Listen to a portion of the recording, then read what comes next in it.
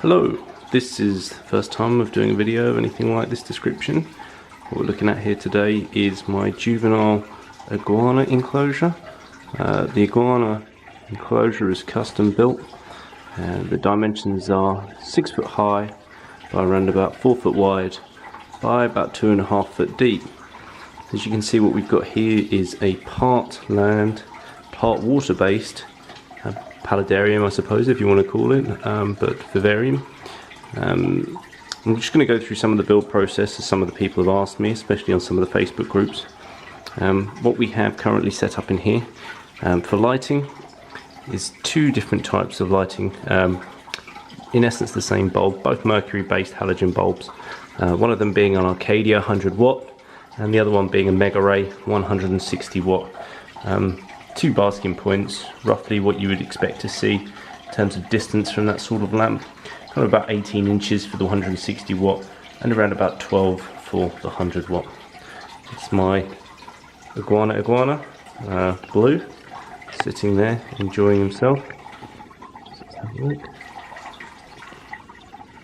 Only about 2 years old at the moment, but doing well in this environment.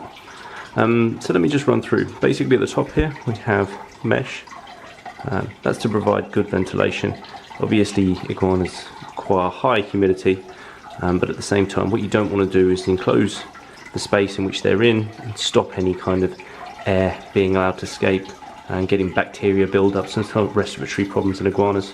You also see there's several vents on the back here, same on the bottom down here, that run all the way along, and that's again just to provide a good air circulation method. Is several branches in the enclosure. Now these branches are just local branches that I've managed to source from kind of branches that have fallen from trees. Some of them I did pick up in a pet store. This cork bark, for example, this cork branch, sorry, is one that I picked up. And the way in which I attached them inside the vivarium is fairly simple. As you can see around here, just wood screws through the vivarium. What I did was I siliconed the branch just around the outside, just to ensure that no moisture would get in between the branch and obviously the exposed part of the wood that's not protected from moisture. Last thing we do is we want a rotting vivarium. On the top here you'll see some fake rock shelves. These are wooden shelves that were essentially covered with expanding foam and a tile grout, and then they were epoxy resins just to ensure that there was a hardness to them, because obviously iguana's claws are extremely sharp. You don't want them being able to puncture through the tile grout, which they could do perhaps.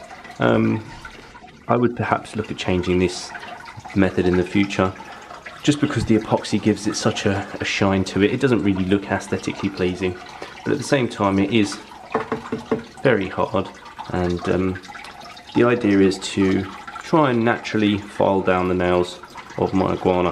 Whether or not it will work remains to be seen. He's only been in the enclosure for around about 3 months now.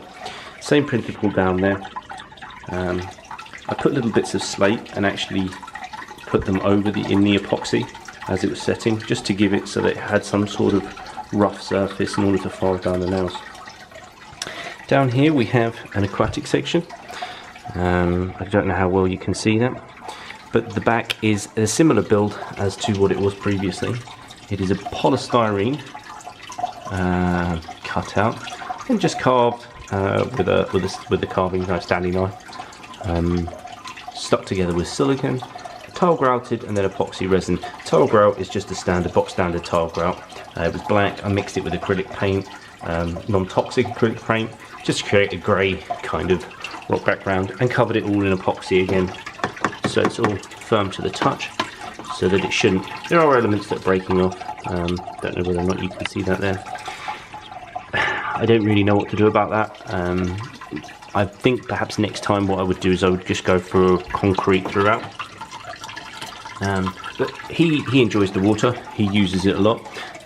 Providing the filtration, I have an inlet here on the filter side, and then a cork bark outlet, which is just the end of the piece of flexible closing, just drilled into the side, siliconed with a piece of UVPC pipework, and just run through there. The filter I'm using is a High Door Prime 10. external canister filter. Seems to be doing the job for the size of the aquatic part. Difficult to know in the long run whether or not it will work, because obviously iguanas, they have extremely large the ability to defecate, but it seems to be dealing with the issues at the moment. Plants are doing okay, settling in quite nicely. The intention was to have fish in here at one stage, but whether or not that's going to actually come to fruition remains to be seen. At the back we have a small fern that's still acclimating to the enclosure. It's died off a bit, hopefully it will return. And a small plant, I don't know the name, essentially it will grow into a large tree-like structure, but who knows when that will be. Seems to be doing well. The substrate is a mix of organic coconut core, orchid bark, we have some non-toxic clay sand, leaf litter, and there are a few custodians in there. You won't be able to see them now, but they are wood lice and also earthworms, just to help break down any of the stuff that's in there, if there is any stuff, any food that's dropped off of the feeding bowl, which is just a bird feeder, and just hangs from underneath one of these ledges here. I don't know how well you can see it, just with a screw. The feeding works well, he enjoys it. It's good for him to have it there hanging rather than having to come down on the ground on it. We also have several fake plants as well, because obviously iguanas can be extremely destructive. It makes it easier to have fake foliage running along the top here. These are just ones that I picked up off eBay. Not particularly expensive, but it's non-toxic obviously to reptiles is something you have to make sure. So do look at the material types when you are looking at fake plants. And also we have some rope. This rope was picked up off a Wish. It was very cheap. It's about £10 for about 30 metres worth of this kind of thick Hessian natural rope. He seems to use it every now and again to manoeuvre around the Viv. It's good from going from branch to branch, and he seems quite happy. In the top we also have a Reptar. It's a Lucky Reptile. It's a humidifier, sorry. Let me just see if I can switch this on quickly.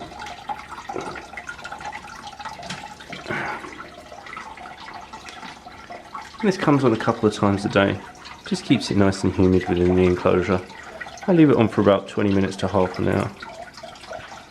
Seems to do the job. He likes to sit underneath it. It's helped with shedding. He's already gone through a couple of sheds since being in here, and he's doing well, growing at a steady rate. I think that's pretty much everything. As I say, it's very difficult when building an enclosure for an juvenile iguana to make sure that it's, you know, an enclosure that the animal will thrive in, but also at the same time is something that you find nice to look at, and that, you know, they can get some sort of enjoyment out of. So yeah, any questions, please leave them in the comments. I will try and do a few more videos, and I will try and answer any questions that you do have, and hopefully I can be of help to anyone who's looking to build themselves an enclosure out there in the near future. Thanks. One last thing I wanted to add. Looking back on the video, I realised I didn't actually mention about how I monitor my temperature and humidity. As you can see, there is a temperature probe here, along with a humidity probe here. Obviously you want the humidity roughly at the highest point in the vivarium that you can do, because then that way it'll give you a rough understanding of how your humidity is in the enclosure. If you put it low, you know, your readings aren't going to be accurate to a certain extent. On the side here I just have it's a Komodo, just essentially a thermostat to a certain extent. It doesn't control temperature, sorry, but it's just a digital readout. Just measures the temperature at the top end of the enclosure. I also have a probe down at the bottom, if you can see through there. Sorry about that. It's not very easy to actually get to. At the back there, and that just monitors the cool side of the enclosure. One other thing that I wanted to mention before anything else is that the entire bottom of the enclosure is actually glass lined. So this is how I achieve the water-based part and also protect the Vivarium from any sort of moisture getting into the wood. There are things that I would change about this build in the way that it was done. I am overall happy with the process, however. But what I will do is I will do a video next time and discuss certain elements that I would change. But as for now, I mean, I'm quite happy. He seems to be quite happy. So I'll leave it there. As I say, leave some questions in the comments if anyone has any, and I will hopefully answer them. Thank you.